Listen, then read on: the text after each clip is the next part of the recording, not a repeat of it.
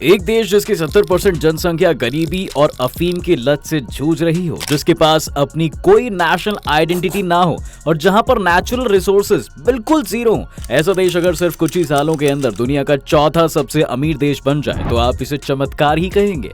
लेकिन सिंगापुर ने यह साबित किया है कि अगर मन में ठान ली जाए तो कुछ भी मुश्किल नहीं। सिंगापुर ने अपने रास्ते में बहुत सी मुश्किलों का सामना किया, लेकिन एक रिवॉल्यूशनरी लीडर ने हमेशा हमेशा के लिए उनकी तकदीर बदल कर रख दी। क्या है सिंगापुर की कहानी, आज जानेंगे हम इस वीडियो में। अंत तक बने रहिएगा हमारे साथ। लेकिन वीडियो शुरू होने से पहले अगर आप चैनल पर नए हैं या आपने अभी तक चैनल को सब्सक्राइब नहीं किया है तो चैनल को सब्सक्राइब करना और बेल आइकॉन दबाना बिल्कुल ना भूलें। सिंगापुर के इतिहास के कई पहलू हैं और कहानी कहीं से भी शुरू की जा सकती है, लेकिन उनकी मॉडर्न हिस्ट्री जो शुरू होती है ईस्ट इंडिया कंपनी के साथ, जो भारत और चीन से चाय, सिल्क और बाकी प्रोडक्ट्स दुनिया भर में शिप करके प्रॉफिट करते हैं। ईस्ट इंडिया कंपनी की सभी शिप्स मलाक्का स्ट्रेट से पास करती थी, जो इंडोनेशिया में है, और यहीं से उनका 50% रेवेन्यू भी आता है। तो स्ट्रैटेजिकली ये जगह उनके लिए बहुत इंपॉर्टेंट हो गई थी। लेकिन प्रॉब्लम ये थी कि इस पूरे पानी और इसके आसपास के आइलैंड्स पर डच ईस्ट इंडिया कंपनी का कब्जा था और ब्रिटिशर्स किसी भी हाल में उनसे युद्ध नहीं करना चाहते थे। इसके बाद थॉमस राफेल्स नाम के एक कंपनी ऑफिशियल ने एक ऐसा आइलैंड ढूंढा जहां पॉपुलेशन भी बहुत कम थी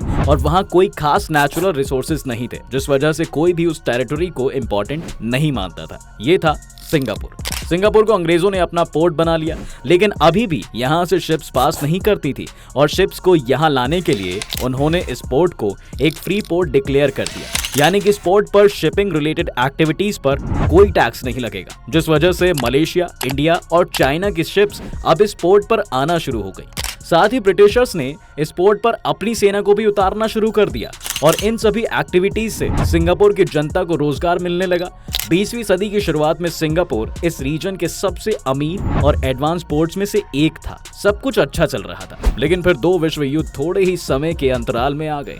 एक ब्रिटिश कॉलोनी होने की वजह से सिंगापुर भी इस जंग की भेंट चढ़ गया और जापान ने 1942 में इस पर अपना कब्जा कर लिया। जापान के यहाँ आने के बाद उन्होंने पूरी इकोनॉमी को बर्बाद कर डाला।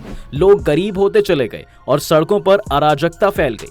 फाइनली जब विश्व युद्ध के अंत के बाद सिंगापुर फिर अंग्रेजों के हाथ में आया तो तब तक सब कुछ बर्बाद हो चुका था। इसे रीबिल्ड करने में बहुत समय लगना था, लेकिन अब अंग्रेजों की नीयत वैसी नहीं थी, क्योंकि कुछ ही साल में भारत आजाद हो गया था।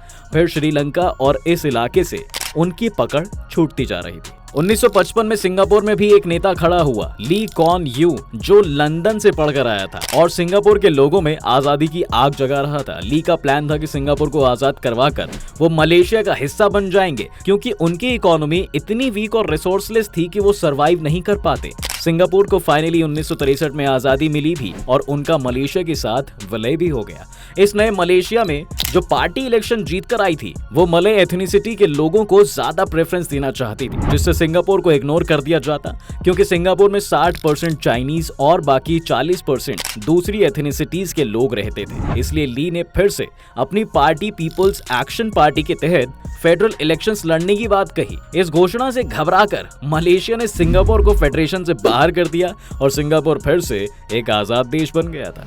ये आजादी सिंगापुर को नहीं चाहिए थी, क्योंकि वो जानते थे कि अकेले वो सरवाइव नहीं कर सकते। जब ब्रिटिश वेसल्स और ऑफिसर्स वहां से गए थे तो उनकी बची कुछ इकोनॉमी भी 20% कम हो गई थी। ऐसे में सिंगापुर का सर्वाइवल इम्पॉसिबल था। आजादी के बाद सिंगापुर की गरीबी ने लोगों को बेसहारा बना दिया और इसी वजह से देश में वायलेंस काफी हद तक बढ़ गया। सिंगापुर में अलग अलग एथनिसिटीज के काफी ग्रुप्स थे, जिनके बीच आपस में झगड़े होने शुरू हो गए।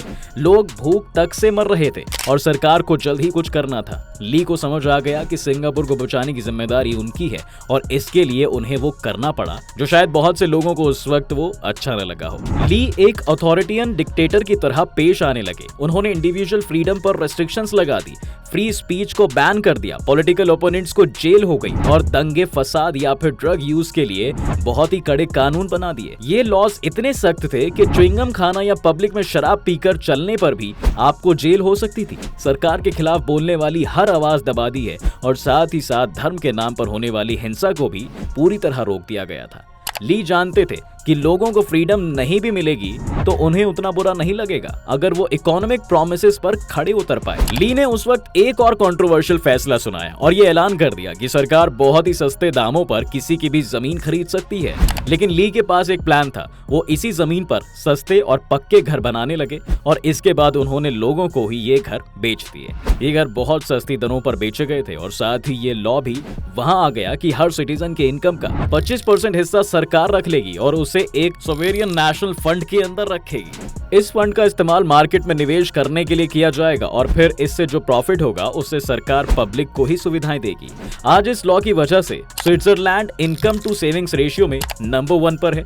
इस सेविंग पॉलिसी से गवर्नमेंट को भी काफी फंड मिला जिससे वो जल्दी ग्रो कर पाए। लेकिन इनकम के लिए भी तो नौकरियां चाहिए और सिंगापुर में तो इंडस्ट्री थी ही नहीं, तो इसके लिए सरकार ने क्या किया? इंडस्ट्रीज लगाने के लिए सरकार ने इंटरेस्टिंग कदम उठाया और कंपनीज के लिए टैक्स को 10 साल तक माफ कर दिया गया। यानी वहां पर बिजनेसेस को टैक्स देने की जरूरत ही नहीं थी। जैसे कि खबर दुनिया में फैली, बहुत सारी कंपनीज जिन्हें लो स्किल्ड वर्कर्स की जरूरत थी वो सिंगापुर में पहुंच गए। ये 70 के दशक की बात है जब चीन में माओ का कल्चरल रिवॉल्यूशन चल रहा था, जिस वजह से चीन में कोई कंपनी नहीं जाना चाहती थी। सिंगापुर ने न सिर्फ टैक्स कट देकर इन कंपनीज को राहत पहुंचाई बल्कि इसके साथ साथ सिंगापुर ने लेबर लॉस को भी हमेशा कंपनी के लिए प्रॉफिटेबल रखा।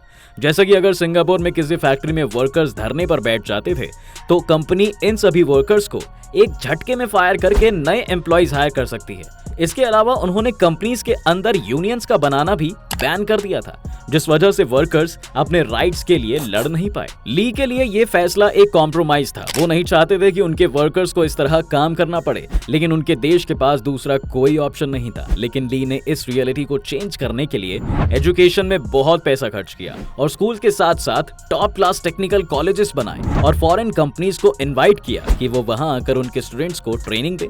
इसका ही नतीजा था कि सिंगापुर जो उस समय लो स्किल वर्क के लिए जाना चाहता था, आज वो एक हाईली स्किल्ड वर्कफोर्स को हाउस करता है जहां बड़ी बड़ी एडवांस कंपनीज ऑपरेट करती हैं। सिंगापुर ने आज फाइनेंशियल और मैनेजमेंट सेक्टर से लेकर एडवांस सेमीकंडक्टर्स तक को फील्ड में हर जगह अपने पैर जमाए हैं। इसके अलावा ली ने स्टेट ओन्ड कंपनीज की तरफ भी काफी ध्यान दिया, जहां दुनिया भर में सरकारी कंपनीज के बारे में ये धारणा है कि वो हमेशा लॉस ही में चल रही होती हैं और उनके अंदर ब्यूरोक्रेसी बहुत ज्यादा है। वहीं सिंगापुर की सरकारी कंपनीज बहुत ही ज्यादा एफिशिएंट थी। सिंगापुर ने एयरलाइन, स्टील, आयरन और काफी सेक्टर्स में खुद के बिजनेसेस खोले थे और उन्हें सिर्फ एक टारगेट दिया था जो कि था प्रॉफिट, जिस वजह से ये कंपनीज बहुत ही अच्छे से चल रही थी। जब इतना बड़ा गवर्नमेंट सेटअप हो और सब कुछ सरकार ही कर रही हो, तब ये खतरा भी रहता है कि कहीं भ्रष्टाचार इसे बर्बाद ना कर दे। इस मुसीबत से लड़ने के लिए ली ने 2 बड़े कदम लिए। पहले तो उन्होंने रिश्वत लेने पर सख्त से सख्त सजा का प्रावधान कर दिया, जिस वजह से वो एक बहुत बड़ा रिस्क बन गई। इसके अलावा उन्होंने सरकारी अफसरों को बहुत ही हाई सैलरीज देना शुरू कर दिया, जिससे कि उनके मन में रिश्वत का ही ख्याल ना आए। अगर आज आंकड़े देखे जाएं तो सिंगापुर दुनिया के सबसे लीस्ट करप्टेड देशों में से एक है। इस करप्शन कबिंग के कारण ही वहां की पॉलिसीज बहुत आसानी से इंप्लीमेंट की जा सकी और साथ ही देश के अंदर फॉरेन इन्वेस्टर्स का कॉन्फिडेंस भी बढ़ा। बाद में 1990 के बाद सिंगापुर में कुछ प्रॉफिटेबल सरकारी कंपनीज को प्राइवेटाइज कर दिया और साथ ही सिंगापुर के लोगों को इनके शेयर्स खरीदने के लिए प्रेफरेंस भी दी गई। आज आप सिंगापुर का वर्तमान तो जानते ही हैं, लेकिन वो यहाँ तक कैसे पहुंचे ये किस्सा बहुत जरूरी है, क्योंकि अगर हम ली कुआन यू को देखें तो वो एक डिक्टेटर ही थे। आज भी सिंगापुर में इलेक्शंस होते हैं, लेकिन उनके जाने के बाद भी उन्हीं की पार्टी वहां जीतती है और वे चीन की तरह 1 पार्टी स्टेट ही हैं। लेकिन फिर भी डिक्टेटर्स चाहे तो अच्छा काम भी कर सकते हैं। ली ने हमें यही दिखाया। उम्मीद है आपको आज की वीडियो में आपको काफी कुछ नया मिला होगा। अगर आपको ये वीडियो पसंद आया हो तो वीडियो को लाइक करें और अगर आप इस चैनल पर नए हैं तो जाने से पहले चैनल को सब्सक्राइब करना बिल्कुल ना भूलें।